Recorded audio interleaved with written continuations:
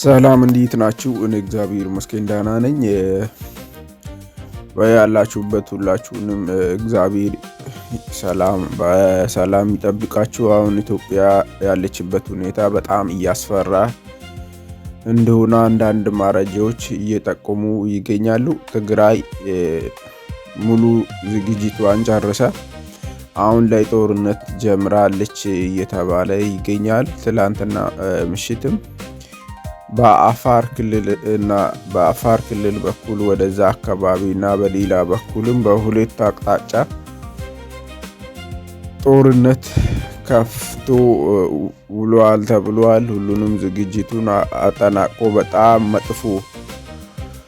በጣም አደገኛ በተባለው ዝግጅት ተዘጋጅቶ ጦርነቱን ከፍቷል ጀምሯል እየተባለ ይገኛልና በእናታችሁ በዛ አካባቢ የምትገኙ ሰዎች ጥንቃቄ እንድትወስዱ በጥንቃቄ እንድትመላለሱና ያላችሁትን እናንተ መውሰድ የምትችሉትን እርምጃ ሁሉ እየወሰዳችሁ የአካባቢውን ሕፃናት እናቶቻችንን፣ ሴቶች ልጆችን እና ሀብት ንብረታችሁን እንድትጠብቁ ይሄ የዋት የተባለው ዘራፊ ሌባ ቡድን ገብቶ እንዳያጠቃችሁ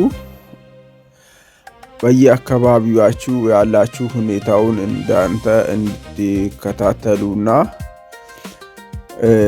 አዲስ ነገር ሲኖርም በህግ ወደ ህግ በማሳወቅና የበለጠ ኃይል ለማግኘት በማረባረብ ላይ ስራችሁን እንድትሰሩ እላለሁ። ሌላ መልእክቴ ደግሞ ትግራይ ክልል ውስጥ ምናልባትም ይሄንን ድምፅ የምትሰሙ ሰዎች ሼር አድርጋችሁ ልታደርሱ ትችላላችሁ። ትግራይ ውስጥ ያላችሁ ሰዎች በዓለም የምትገኙ ትግራይ ተወላጅ የሆናችሁ ሰዎች ይሄንን ጦርነት ደግፋችሁ ነው ወይስ እንዴት ነው? ጦርነት ይብቃን ብላችሁ ድምፅ የማትሆኑበት ምክንያት ምንድን ነው? አሁን የትግራይ ልጆች በየዓለም ክፍል በየሀገር ሁሉ አለ። በሀገሪቱ ብቻ አይደል ፈርቶ እንዳንል እዚህ ሀገር ውስጥ የሚኖሩ ሰዎች ድምፅ ባይሆኑ ፈርተው ይሆናል እንዳይታፈቱ ቤተሰቦቻቸው ስቃይ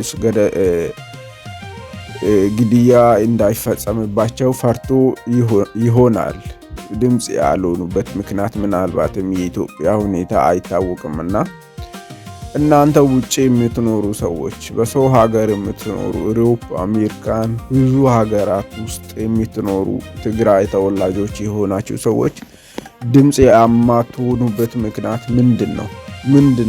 ምን እስኪፈጠር ድረስ ነው? ልጆቻችሁ ህፃናቶቻችሁ ሲደፈር፣ ልጆቻችሁ ከየትምህርት ቤት ከየቸርች ቤት ከየለቅሶ ቦታ ሁሉ ሲታፈሱ ይሄ ነገር ያልተፈለገው ወደ ያልተፈለገ ጦርነት ወደ አልሰነጠሉበት ምንም የማያውቁ ልጆችን ፊት አስቀድሞ የሚያስጨርሱበት ነገር ይህ ነገር እናንተን አስተኝቷችሁ ነው ዝም ያላችሁት? ምንድን ነው? ለምንድን ነው ድምፅ የማትሆኑበት ምክንያት ምንድን ነው?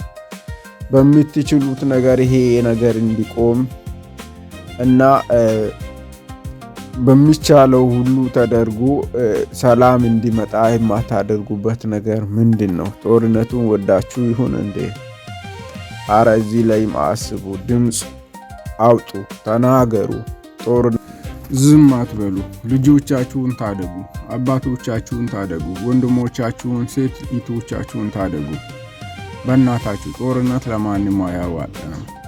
ከዚህ በፊትም አይታችኋል። ያ ሁሉ ወጣት አልቆ ያ ሁሉ እናት አልቅሰ ብዙ ነገር ወድሞ ልጆች ከትምህርት ቤት ቀርተው ብዙ ነገር ተካሂዶ እንደገና ወደ ጦርነት። አረ ይሄ ነገር በጣም አስከፊ ነገር እንደሆነ እያወቃችሁ ዝም አትበሉ። ውጭ ሀገር የምትኖሩ የትግራይ ተወላጆች የሆናችሁ